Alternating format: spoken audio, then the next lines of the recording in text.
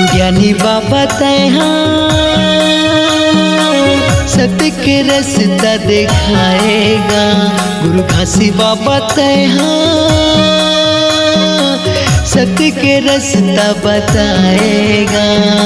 संतो दरस बर आएगा बाबा, संतो दरस बर आएगा।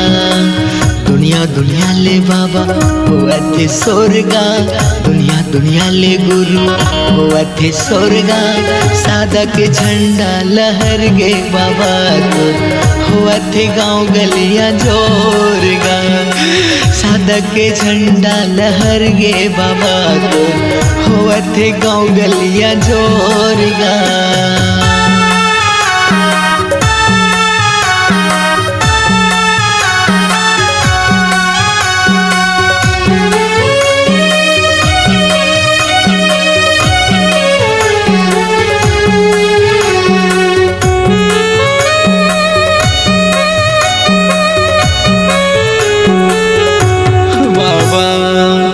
पूजा आरती करत संत मन, महिमा ला तोर सुनाएगा।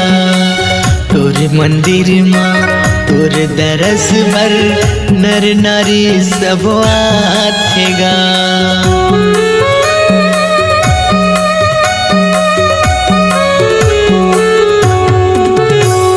चौका पूजा आरती करत संत मन, महिमा ला तोर सुनाएगा। तोर मंदिर माँ तोर दरस भर नर नारी सब आथेगा। गुरु ज्ञानी बाबा तैहा सत्य के रास्ता बताएगा। गुरु घासी बाबा तैहा सत्य के रास्ता बताएगा।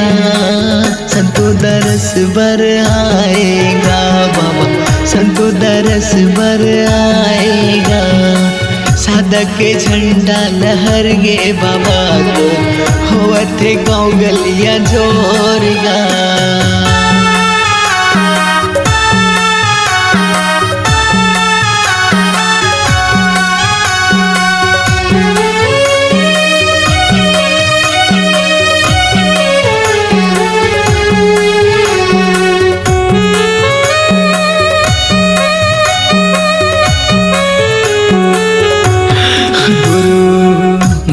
मन के एक बरोबर भाखल जगमा बगराएगा।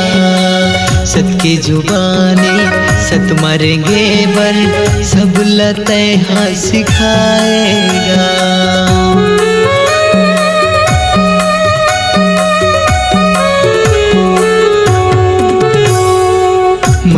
मन के एक बरोबर भाखल जगमा बगराएगा। सत के जुबानी सत मरेंगे बर सब लते हाँ सिखाएगा। गुरु ज्ञानी बाबा तैहा सत्य के रास्ता बताएगा।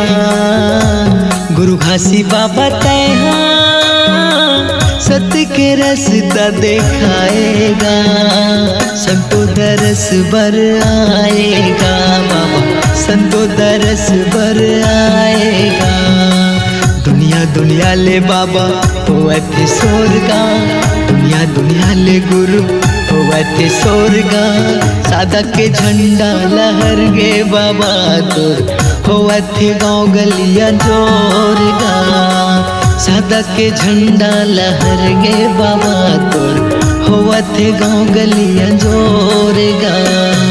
संतो दरस बर आए है बाबा, संतो दरस बर आएगा। संतो दरस बर आए है बाबा, संतो दरस बर